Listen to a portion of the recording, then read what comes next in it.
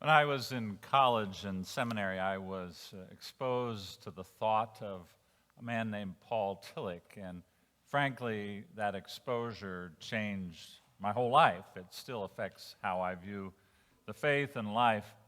And one of the insights that came from Tillich that I thought was really important was that he thought that every generation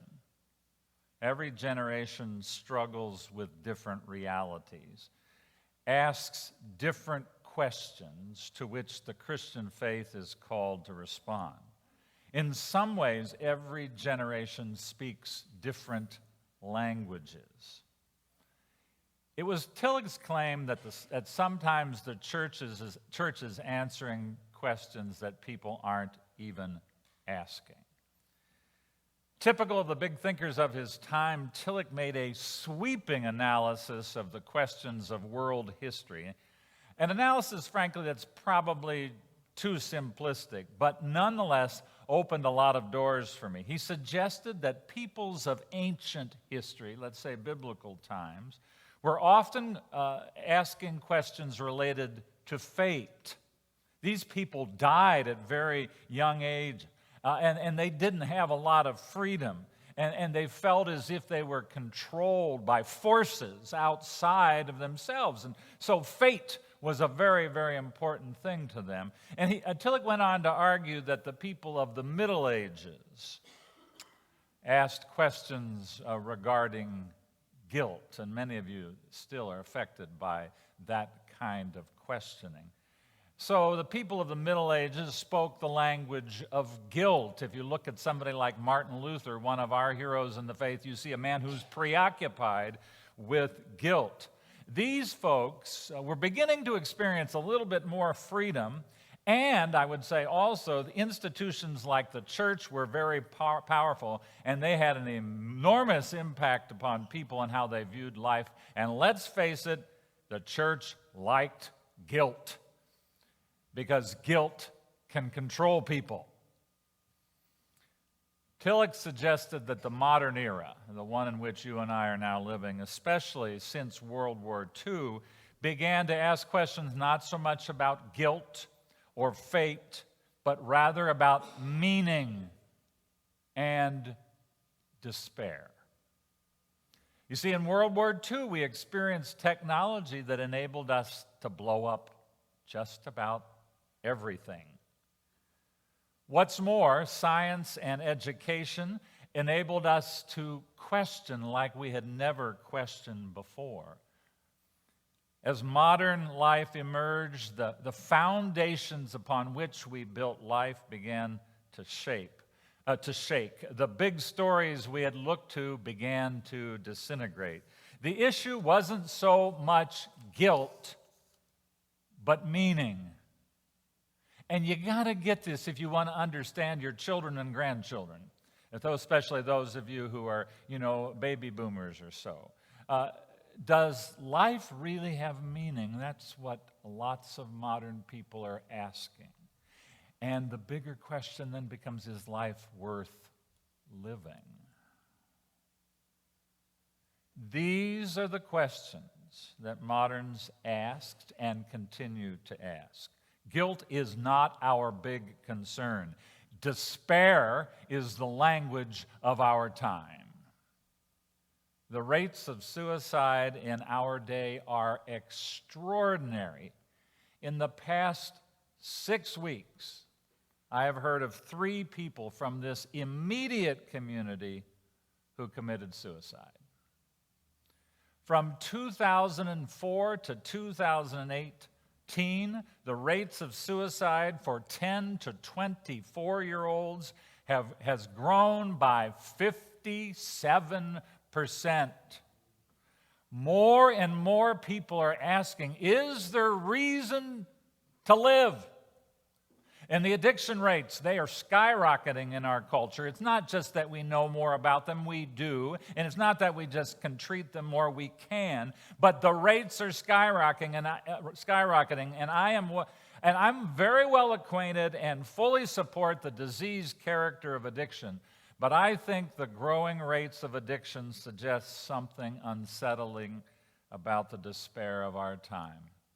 as does the unceasing search for more, for the bigger and the better. If life doesn't mean that much, I might as well get all that I can right now, have as big a house as I can get and as many large screen TVs and cars that I can obtain. What's the point anyway? And this one, I have to say, unsettles me, but I experience it with my son and many folks in his friendship circle. They start to ask, what's the point of having kids? Why should we even have kids? And I think people are also asking, what's the point of working hard to achieve anything? It's all going to fall apart anyway. The language of despair, people, is the language of our time. Now, it was Pentecost Day, a day to celebrate initially in Israel's history the harvest and then the giving of the law. A big group was gathered in one place, and during that party, and that's what it was, during the party something wild happened. A violent wind blew, and divided tongues as of fire filled the house where the early disciples of Jesus were sitting.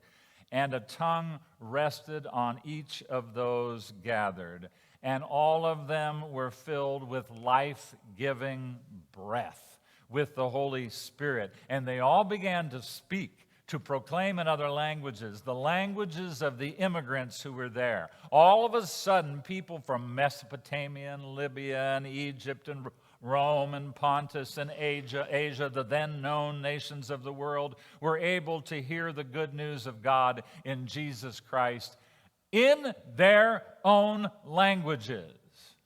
These Jewish immigrants were amazed and perplexed.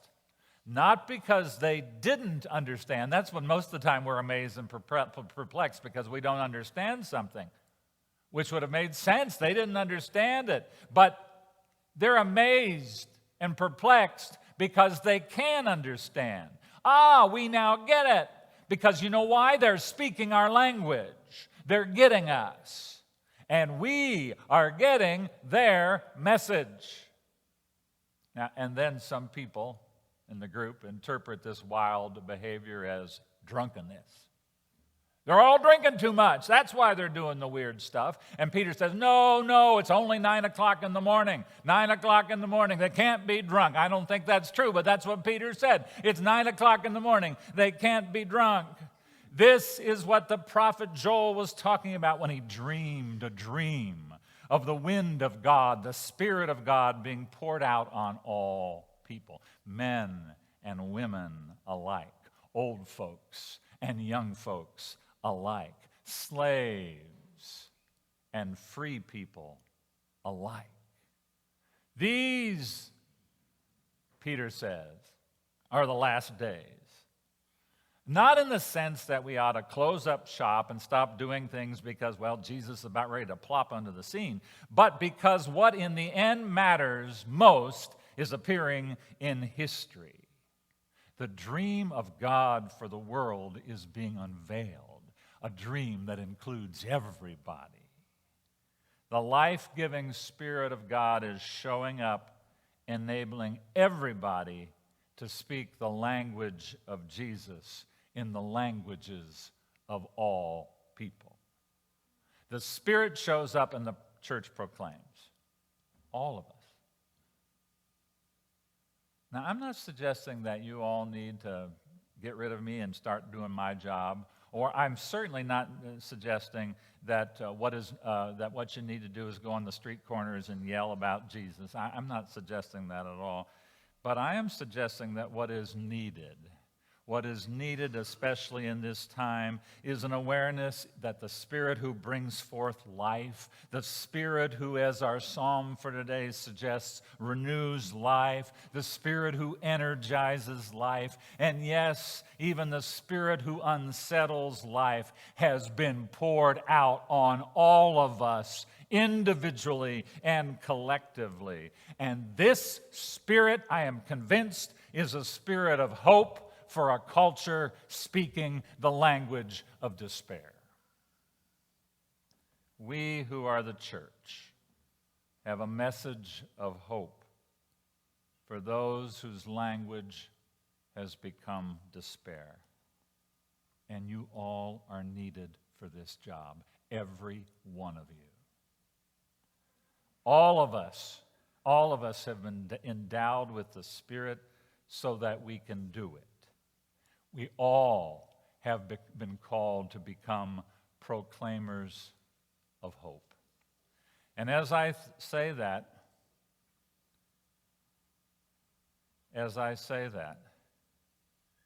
I think it's necessary to be honest about these days. These are hard times. These are hard times for many people to live in. And if we're going to learn the languages of our time, we have to tell the truth about this. We can't skim over the bad stuff. The pandemic did a number on many of us. The shootings in schools and hospitals and stores and everywhere else now, and our inability to change our cultural and political landscape causes us to feel hopeless. If we're going to bring hope to people, we have to know what brings them to hopelessness. We cannot downplay the pain of the world as Christians are prone to do too often. The questions of the world are often associated with deep pain, and we need to listen to that pain. And that deep pain, by the way, is occurring in a culture that increasingly operates, as I have been saying to you over and over again, not with big stories or big narratives, but with small individual stories. And I am convinced deep down in my heart this is contributing to our despair.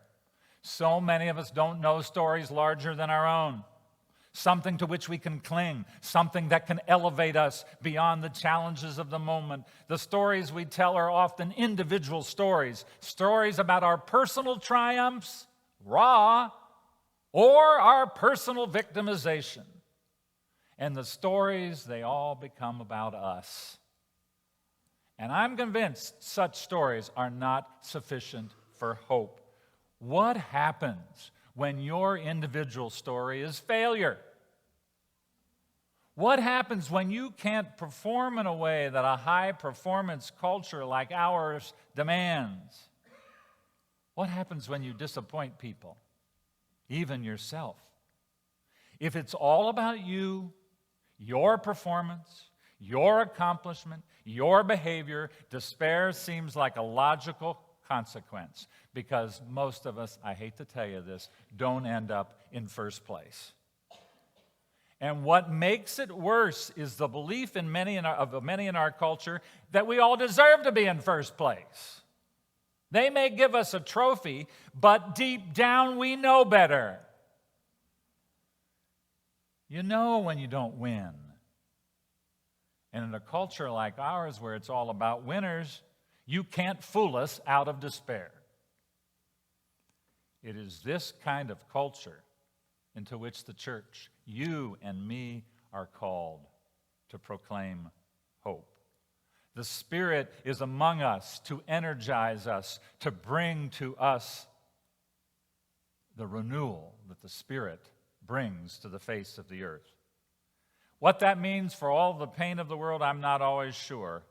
It certainly means we don't run from people's pain. We don't belittle it. We enter it as Jesus entered the pain of the world on the cross. And as for what it means for a culture of small stories, I am convinced that the hope we have to proclaim compels us to invite people into a bigger story. One that is larger than they, one that connects them, one that unites them. William Loader says that the primary truth of the Pentecost experience in Acts is that the Spirit is present in human community. A very real part of the hope that we offer people is that they don't have to do this thing called life alone. That which brings life to life, called the Spirit by the Bible, is present in communities that gather around the story of Jesus. Now, people aren't the answer to all experiences of the blues and depression, but trust me, living life withdrawn and alienated from people clearly is not the answer. It's a recipe for greater despair. There is good energy, life-giving energy, that flows when healthy communities gather. And part of that energy, by the way, is what we call grace. More than anything, people in despair need grace. They need the message that life is fundamentally not all about them and their performance and their achievement, their successes or their failures. The message of the gospel that the Spirit calls us to proclaim is one that frees us from self-preoccupation. It is a message intended for us, but is much bigger than us. Our identity is much bigger than our vices or our virtues. Grace, you see, gives us plenty of room to be human. And my experience is that the more we embrace our humanness, the less despair there is. And I'd also say this, the more we embrace our humanness, the more fun we have. I have this sense that when the early church gathered and the Spirit moved, I think they really had a good time. They got wild. They were playful. Luke's story about the first Christian Pentecost certainly is playful. Now, play doesn't eliminate despair, but it sure helps to deal with it. And it may be that we are living in a day that is entirely too serious.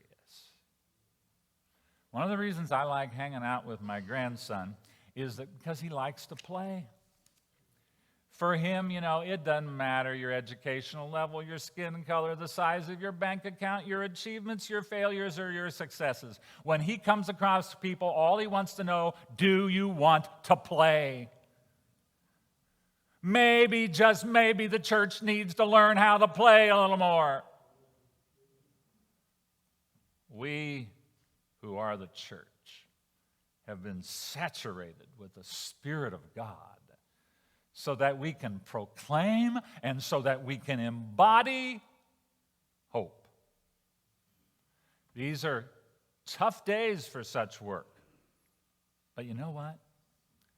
We're in this together, as is, by the way, the Spirit who brings life to life.